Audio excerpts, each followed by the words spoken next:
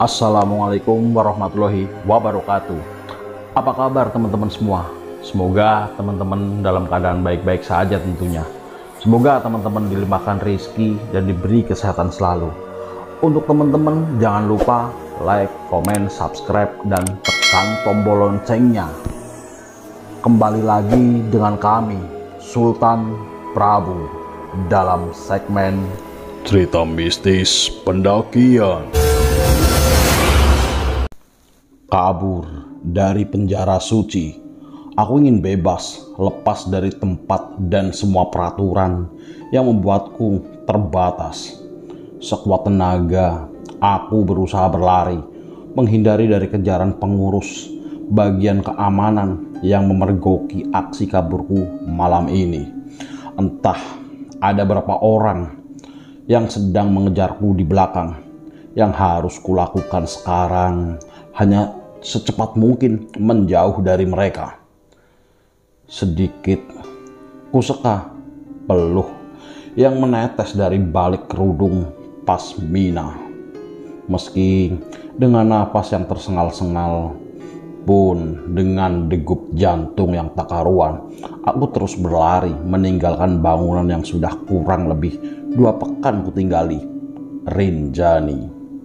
Teriakan mereka masih terdengar jelas di telingaku. Namun, tak kupedulikan itu. Gegas, kunaiki tembok pagar di bagian belakang pesantren yang berbatasan langsung dengan area jalan raya di luarnya. Bukan hal yang sulit bagiku untuk memanjat pagar setinggi 1,5 meter meski sambil menggendong carrier berukuran 60 liter di punggungku. Sejak siang, aku memang sudah merencanakan semua ini. Sengaja aku letakkan tangga bambu di bagian dalam pagar untuk memperlancar rencana kaburku ini. Brak! Ku jatuhkan carrier berwarna biru langit dengan berpaduan biru dongker ke bagian luar pagar. Lantas aku pun ikut melompat ke bawah sana. Syukurlah aku begitu lega karena sudah melewati tembok pagar di belakangku ini. Pasti akan butuh waktu lama untuk mereka mengejar, karena tadi sebelum lompat, tangga bambu yang kugunakan untuk naik sempat kurobohkan ke atas tanah. Gagas kupakai lagi carrier di punggung dan berlari menjauhi tempat yang banyak orang mengatakannya sebagai penjara suci. Ya, bagiku tempat itu memang benar-benar seperti sebuah penjara. Kurang lebih 2 pekan aku menjadi santri di sana dan perintah dari ketua orang tua. Entah aku bisa dibilang sebagai orang santri atau tidak, mengingat waktuku di sana hanya sebentar. Pun dengan berbagai hukuman yang sering kudapat karena mengacaukan tata tertib yang ada. Sebenarnya aku begitu heran kenapa juga ibu dan bapakku memaksakan hendak mereka untuk memasukkanku ke pesantren di tengah-tengah semester. Seperti ini hanya karena kegemaranku naik gunung. Toh kegemaranku ini juga menurun dari mereka berdua, meski mereka tak pernah bercerita dan bahkan terkesan menyembunyikan. Aku tahu bahwa saat masih muda, mereka berdua memang sama-sama seorang pecinta alam yang sudah menaklukkan berbagai puncak gunung di Indonesia. Tentu, aku sebagai anak gadis mereka satu-satunya begitu kagum dan sangat ingin meniru apa yang mereka lakukan. Di SMA lamaku sebelum masuk pesantren, aku mengikuti komunitas pecinta alam yang sudah mengantarku mendaki hampir semua gunung di wilayah Jawa Barat. Ya, walaupun tak kupungkiri, kegiatanku ini sedikit mengganggu prestasi belajar di sekolah. Aku yang sedang sejak SD sampai SMP selalu mendapat juara kelas, entah kenapa saat SMA tak pernah lagi mendapatkannya. Namun, semua itu harusnya bukan menjadi alasan utama mereka memasukkanku ke pesantren. Aku yang notabene berjiwa bebas dan tak suka dengan peraturan, dihadapkan pada sebuah tempat yang segudang tata tertib dan jadwal kegiatan yang aku sendiri pun tak tahan dengan semua itu. Terlebih aku pindah di pertengahan semester saat hendak naik kelas 12. Tentu sangat menyebalkan karena harus beradaptasi dengan sekolah dan teman-teman baru lagi. Yang lebih parah, hobi mendakiku pasti tak dapat kulakukan saat sudah masuk pesantren. Sudah barang tentu, aku tak tahan dengan semua itu. Akhirnya, kuputuskan untuk kabur saja dari pesantren. Mungkin dengan begitu, saat nanti aku pulang, beberapa hari setelah mendaki gunung tertinggi di Jawa Tengah, orang tuaku akan sadar bahwa aku memang tak betah dan tak seharusnya dimasukkan ke pesantren. Ya, aku memang berencana untuk pergi mendaki sebuah gunung yang letaknya tak begitu jauh dari pesantren ini. Ingin sekali kutaklukan, bermodal nekat, aku akan mendaki gunung berketinggian 3428 mdpl yang dijuluki atap tertinggi Jawa Tengah. Itu seorang diri. Entah besok atau lusa akan kupikirkan rute untuk menuju ke sana. Sekarang yang harus kulakukan adalah mencari tempat untuk menumpang tidur malam ini. Kususuri jalan pinggir kota Bumiayu dengan langkah cepat. Sebenarnya aku ingin mencari kendaraan umum, tetapi hari sudah terlalu larut dan tak ada satupun angkot yang lewat. Sebuah pangkalan ojek akhirnya kutemukan di ujung jalan. Gegas kuhampiri beberapa orang yang sedang berada di sana. "Bang ojek," tanyaku kepada salah satu dari mereka. Sebenarnya aku sedikit ragu apakah mereka benar-benar tukang ojek atau bukan. Melihat tampang mereka yang masih terbilang muda pun dengan penampilan yang tak seperti tukang ojek pada umumnya. Namun karena mereka memarkirkan sepeda motor di sini, bisa saja mereka memang benar-benar tukang ojek. "Mau ngojek, Dek?" "Ayo, mau diantar kemana?" jawab pria berjaket kulit yang kutanyai tadi. "Ke terminal, Bang." "Abang beneran tukang ojek kan?" tanyaku. Ia tampak tersenyum setelah melirik ke arah temannya yang juga sedang duduk nangkring di atas motor. "Iya, Dek, jadi mau ngojek nggak?" Akhirnya aku pun membonceng pria itu menggunakan sepeda motornya. Sedikit tak nyaman karena ia tak memberiku helm. Katanya tertinggal di rumah. Beberapa menit berkendara, aku semakin dibuat curiga karena jalan yang kami lalui bukan mengarah ke area perkotaan, melainkan jalanan yang semakin terasa sepi dengan hamparan sawah di kanan kiri jalan. "Ini benar jalan menuju terminal, Bang?" tanyaku sambil sedikit menepuk pundaknya. Kuperkeras suara agar ucapanku ini tak kalah dengan suara mesin motornya yang memekikkan telinga. "Bener deh, ini kita lewat jalan pintas. Kan saya lupa nggak bawa helm. Takut nanti ditilang polisi." Ia sedikit menoleh lalu melirikku dari balik kaca spion. Aku sedikit mengernyit. Jam di arloji tangan kananku sudah menunjukkan pukul 22.30. Mana ada tilangan polisi di jam segini. Beberapa menit berlalu. Tiba-tiba pria itu menghentikan sepeda motor di pinggir jalan depan sebuah pemakaman yang terlihat begitu sepi. "Kenapa berhenti, Bang?" tanyaku penasaran. Alih-alih menjawab, ia malah turun dari sepeda motor dan memaksaku untuk turun juga. "Serahin dompet dan barang berharga kamu," gertakannya sambil sedikit mencengkram lengan kiriku. "Maksudnya apa, Bang? Abang mau malak saya?" Jujur, aku sedikit takut.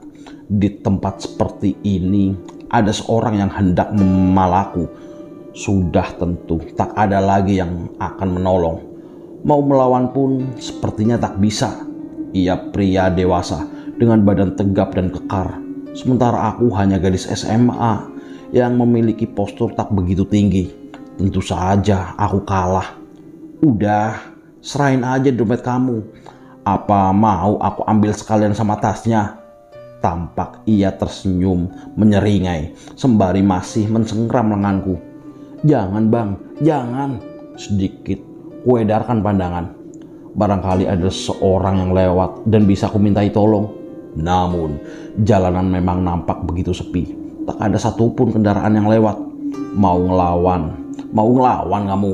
Kali ini pria itu menarik carrier yang kugendong, membuatku refleks melawan. Jangan bang, pintaku sambil berusaha mempertahankan carrier di punggungku. Diem kamu, cepet serahin aja, gertaknya. Gak mau bang. Plak. Au. Tiba-tiba pria itu tampak meringis sambil memegang bagian belakang kepalanya yang tadi seperti habis terlempar batu dari arah pemakaman.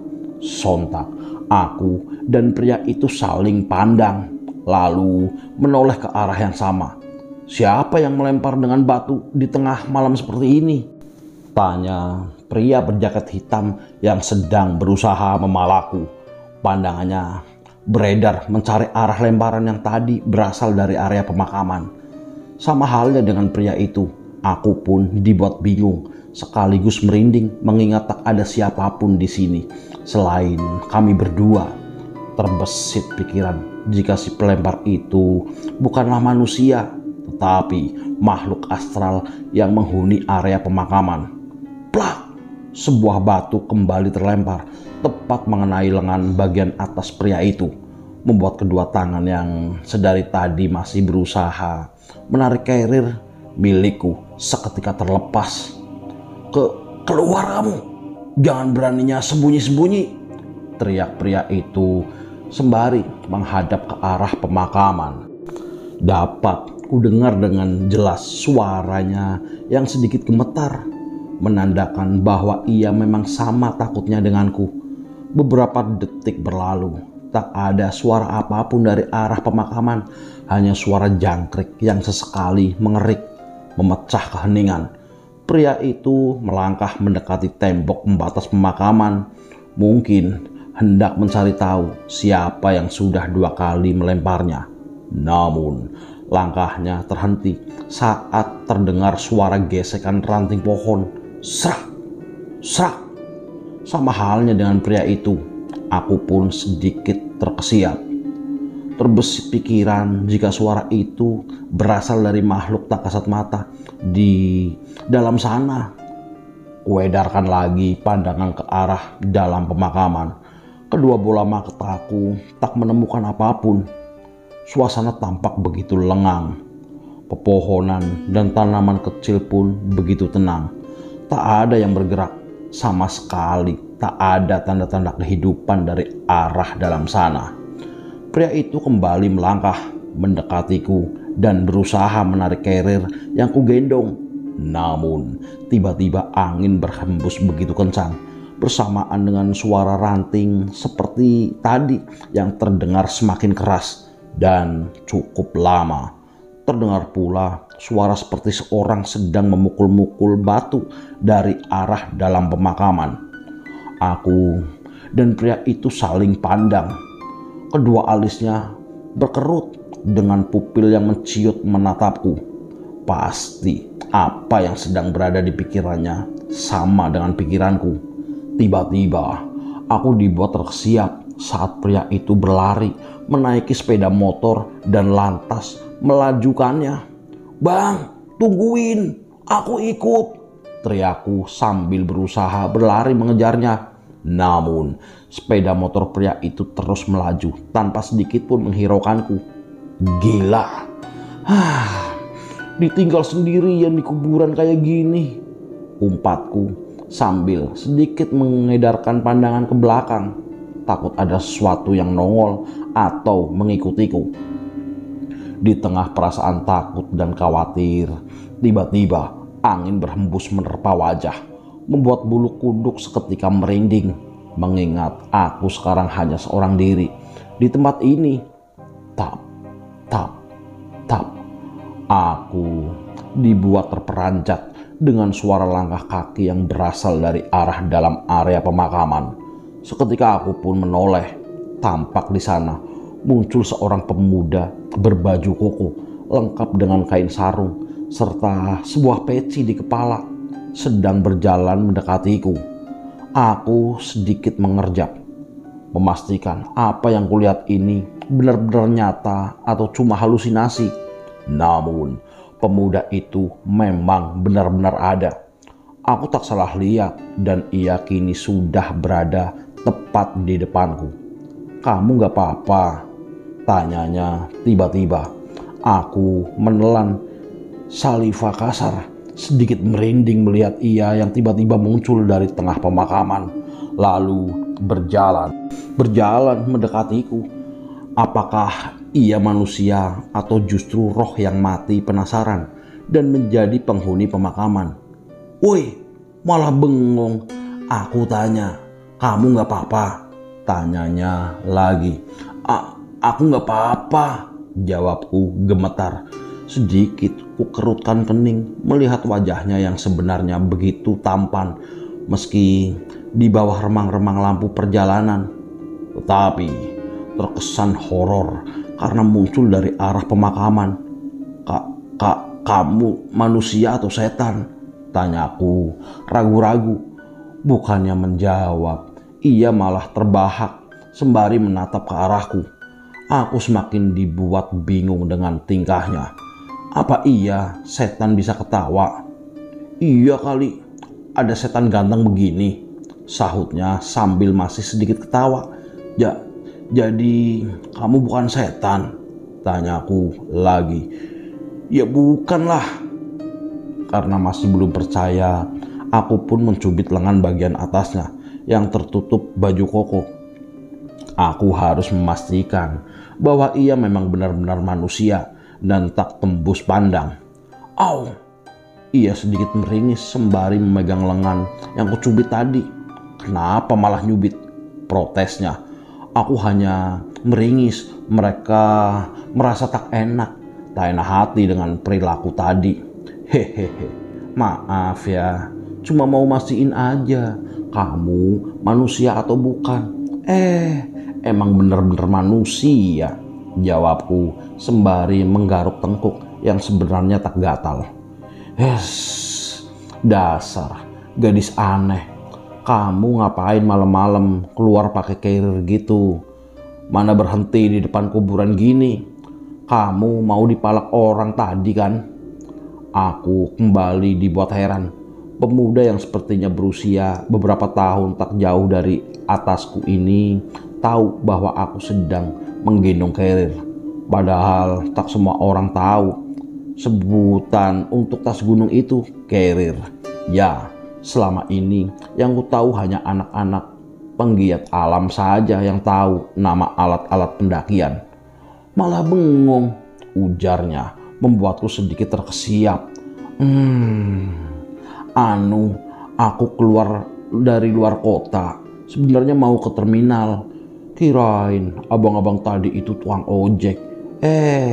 Nggak taunya malah orang jahat," jawabku, mencoba menjelaskan, atau lebih tepatnya mencoba menutupi bahwa sebenarnya aku baru saja kabur dari pondok pesantren. Tadi, abang, mas, kakak, aduh manggilnya apa ya? "Mas aja," potongnya tiba-tiba. Iya mas, kok mas tiba-tiba muncul dari kuburan? Atau tadi sebenarnya mas yang udah lempar batu ke orang itu buat nolongin saya?" Ia mengangguk pelan. Oh, ternyata memang ia yang barusan menolongku. Kupikir suara dan lemparan tadi asalnya dari setan. "Makasih banyak ya mas. Aku gak bisa bayangin kalau tadi gak ada mas yang nolongin. Pasti barang-barangku udah diambil semua sama orang itu," ucapku sambil berusaha tersenyum kepadanya. "Kamu terima kasih ke Allah aja. Karena Allah yang udah membuat aku kebetulan ada di sini buat bantuin kamu," tuturnya dengan raut wajah tegas seperti seorang pendakwah. "Segala sesuatu itu atas kehendak dan kuasa Allah. Walaupun aku ada di sini, tapi kalau Allah nggak menggerakkan hatiku buat nolong kamu, ya bisa aja kamu tetap dipalak sama orang tadi." Aku hanya mengangguk, Malas sesekali mendengar penjelasannya yang terkesan seperti ceramah. Tak hanya di pesantren, di luar pesantren pun, kenapa orang-orang di kota ini senang sekali berceramah? Iya, aku terima kasih juga kok ke Allah, sahutku sambil memaksakan senyuman. Oh iya, kamu ngapain malam-malam ada di kuburan, Mas? Sendirian pula, nggak takut sama setan? Emangnya di dalam nggak ada Mbak Kunti atau teman-temannya yang lain? Tanyaku penasaran. Tampak ia malah terkekeh. Ngapain takut? Kan ada Allah. Hanya Allah satu-satunya zat yang pantas kita takutin. Selama kita yakin dan percaya sama Allah, setan ataupun makhluk-makhluk lain pasti nggak bakal berani ganggu kita. Lagian setan kan gak bakal ngapa-ngapain kita. Gak ada tuh yang namanya setan bisa nyekik atau ngebunuh manusia. Yang ada malah manusia berhati setan yang lebih berbahaya. Kayak orang tadi, iya gak? Aku menghembuskan napas panjang, sedikit memutar bola mata dan menatap malas ke arahnya. Ceramah lagi. Iya. Jadi ngapain kamu di kuburan sendirian? Tanyaku lagi. Wajahnya masih tampak muda, mungkin usianya 2 atau 3 tahun di atasku. Namun yang membuatku tak habis pikir, kenapa ia malam-malam seperti ini muncul dari dalam pemakaman?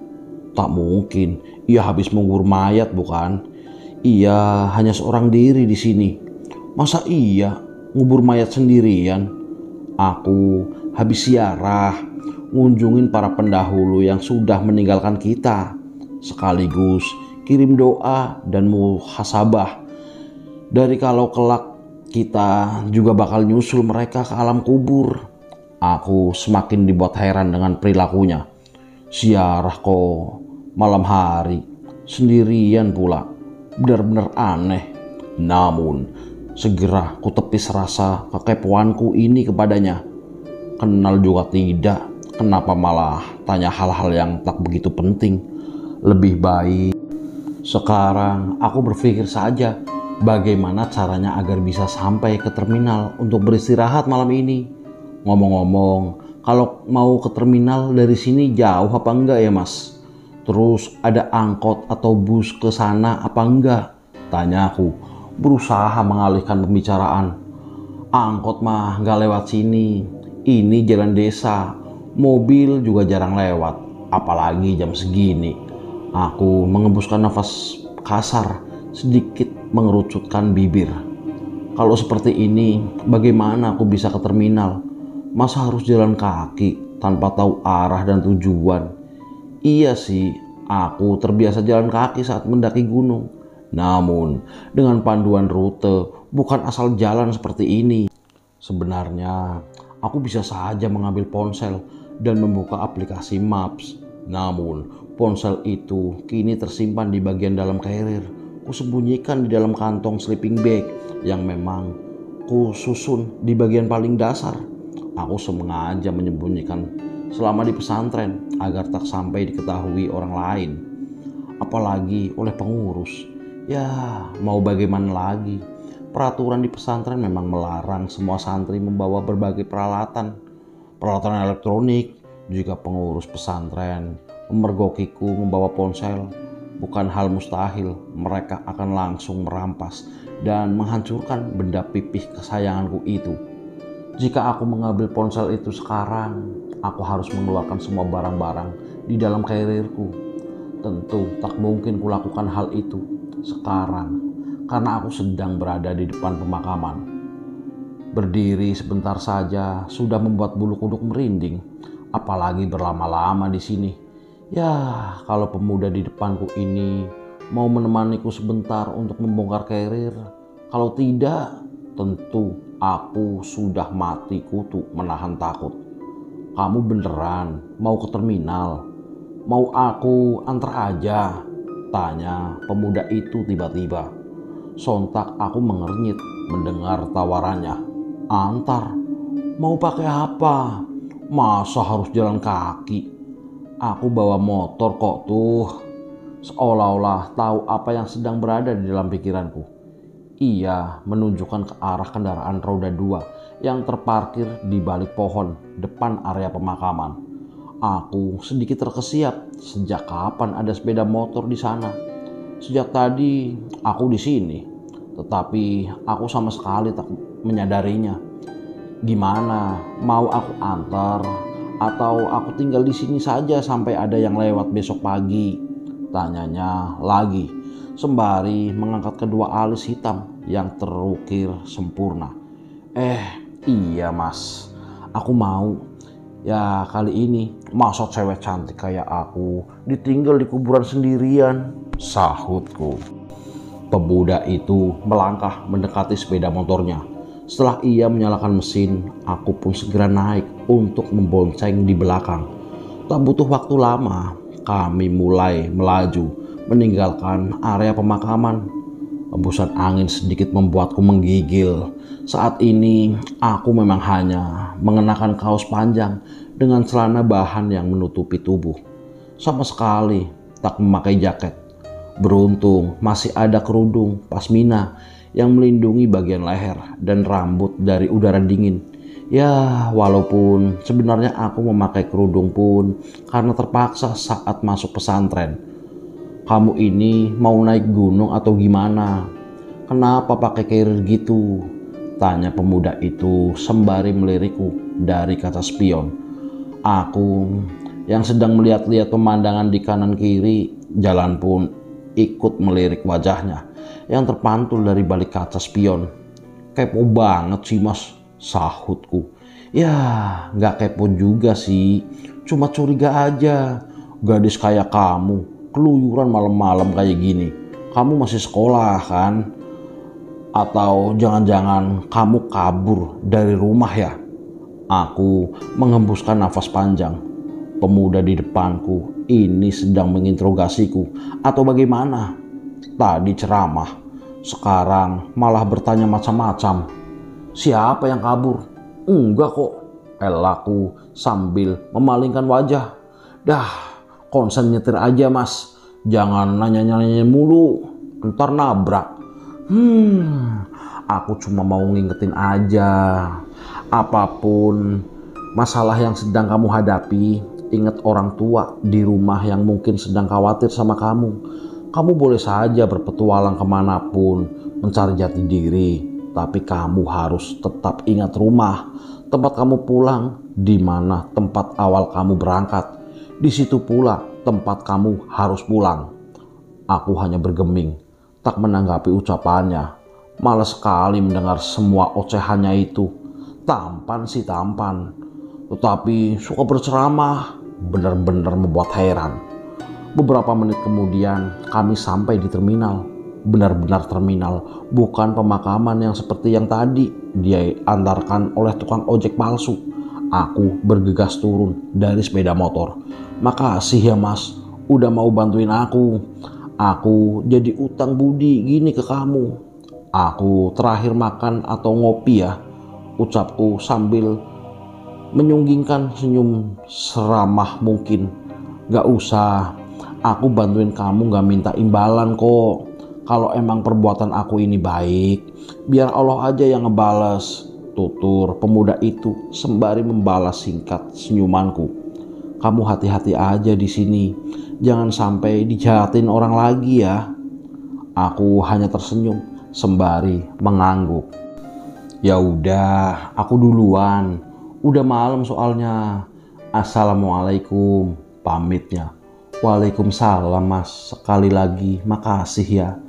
Ia pun mengangguk, lantas bergegas menyalakan sepeda motor.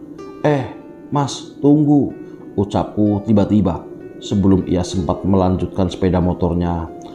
Namaku Rinjani. Nama mas siapa? Tanyaku ragu-ragu. Aku hanya penasaran dengan identitasnya. Dari tadi kami ngobrol, tetapi tak saling tahu nama masing-masing. Barangkali nanti aku bertemu dengannya lagi di lain tempat. Mungkin aku bisa membalas budi atas semua bantuannya. Panggil saja hamba Allah, jawabnya sembari tersenyum. Lantas melajukan sepeda motor meninggalkanku. Mas hamba Allah, aku sedikit mengernyit menatap dirinya yang mulai menghilang di tengah lalu lalang jalanan.